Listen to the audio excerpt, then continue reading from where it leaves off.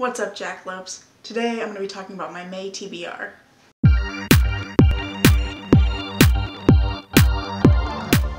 I'm going to be doing the same thing for May that I did for my April TBR, and if you've seen the title, you already know what it is, but my D20 is going to be picking my TBR for May. So the way this works is that I have a spreadsheet that I keep of all the books that I currently own. They're all marked as to whether or not I've already read them, and then they all have a random number generator associated with them. And that generator will pick a number between 1 and 20. This number is going to update anytime I make a change to the document or anytime I open the document. So the numbers are constantly changing.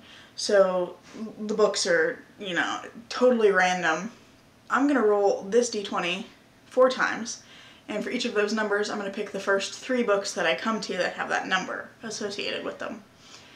The only catches will be if I've lent a book out and I don't currently have it, I'll skip that one and go to the next one. Or if the book that it chooses is further along in a series than I have read to, I'll also skip it and choose the next book. But with that basic explanation out of the way, let's get rolling.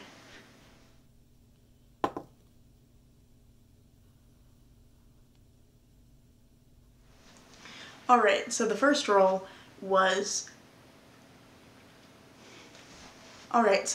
16, and this one was all about the classics. So this is a pretty hefty stack of books I've got here. The first book that came up was The Count of Monte Cristo by Alexander Dumas, and this is a brick of a book. I think we all kind of know what it's about, but it's a classic revenge tale, and this is the unabridged version because I really don't like abridged versions. So yeah, this is an extra long dose of revenge here. The second book that came up is Far from the Madding Crowd by Thomas Hardy, and I really don't know much about this. I just know it's a classic. I think it's a romance of some sort. I really don't know. The back mentions Gabriel Oak and Bathsheba Everdeen, and Bathsheba runs a farm and tends to bring trouble upon herself with her, quote, impulsive and unwise decisions. But Gabriel is, I guess, kind of helping and supporting her.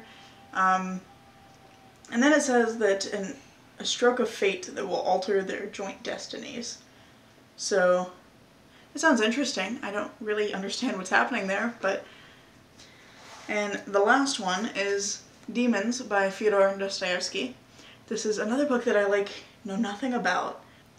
It says that it's Dostoevsky's darkest and most ferociously funny novel, but it's full of conspiracy and assassination. The back doesn't tell me anything about that, it just gives me like a review of the book.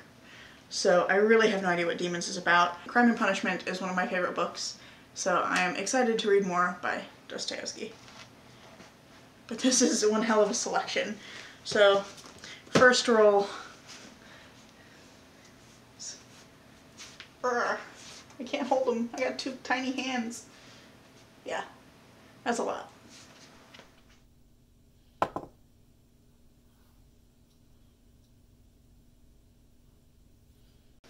The next number is 12. I remember to check this time, but the first book that came up for this one is The Mummy by Anne Rice.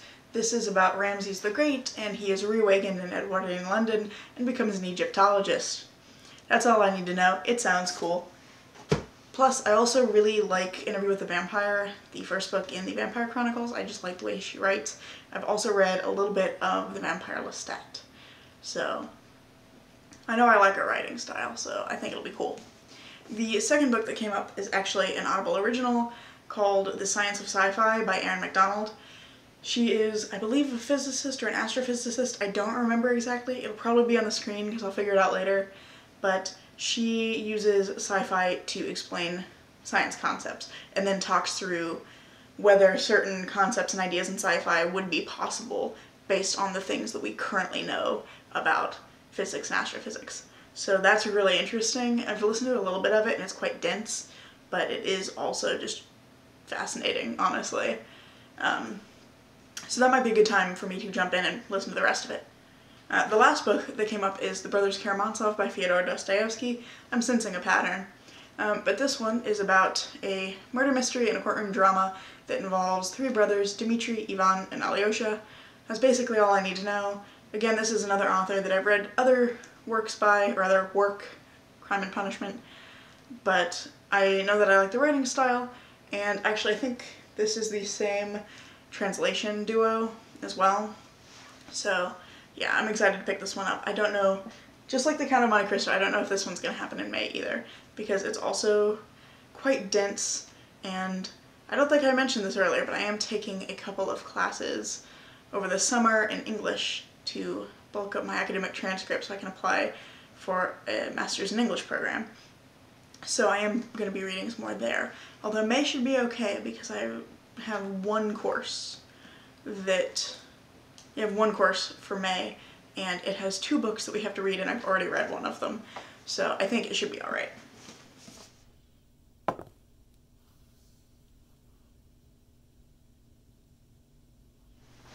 So I realized when I went to edit this that I accidentally deleted some of my footage. So let's try this again. My third number was 10, and the first book that came up for that was actually Thunderstruck by Erica Larson, which I don't have on hand because my mom is borrowing it. We're on lockdown in the same house, but I'm not sure whether she'll be done with it by the end of May. It's very dense, so I decided to go ahead and pick a 4th book as an alternate, just in case. So the next book that came up was Return of the King by J.R.R. Tolkien, the last book in the Lord of the Rings series, and I started this series back in high school. I read the first 2 books, and then I was reading The Two Towers when I moved to the city I live in now, and this one ended up in storage for a long time, and by the time I got it out, I'd already moved on to other things, and I just never got around to reading it. But I've recently discovered there's a summary in the beginning of this that tells what happened in the first 2 books, so maybe I'll finally get back to this and finish it, especially because I really love this series, but yeah, I've just been intimidated about getting back into it. The next book that came up was Louder Than Words by Joe Navarro.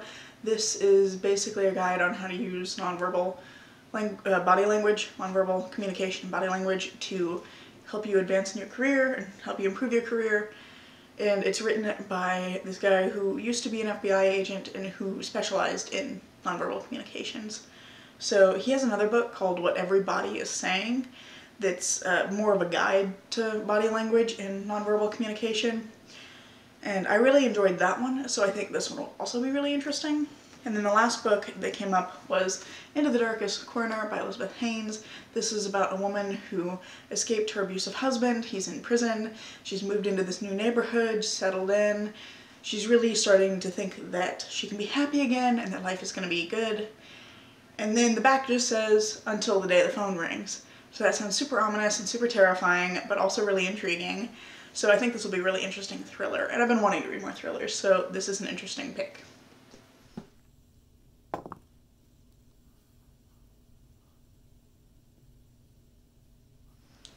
And now the last number is 5, and the first book that came up for this one was Selected Short Stories by Anton Chekhov. So I really don't know what all's in here, but it's a short story collection by an author that I really like. I've read his novella The Duel and also his play Uncle Vanya, and I loved both of those. So I think this is probably going to be like really good. And the next book that came up was Wuthering Heights by Emily Bronte, and yeah, it's a classic I've been meaning to read for a long time. I'm noticing there's a lot of classics that the D20 wanted me to read this month. But yeah, it's like another book that I picked up on a whim at a secondhand store somewhere. But I know that people have said that it's got a really great villain, so I'm interested to see about that.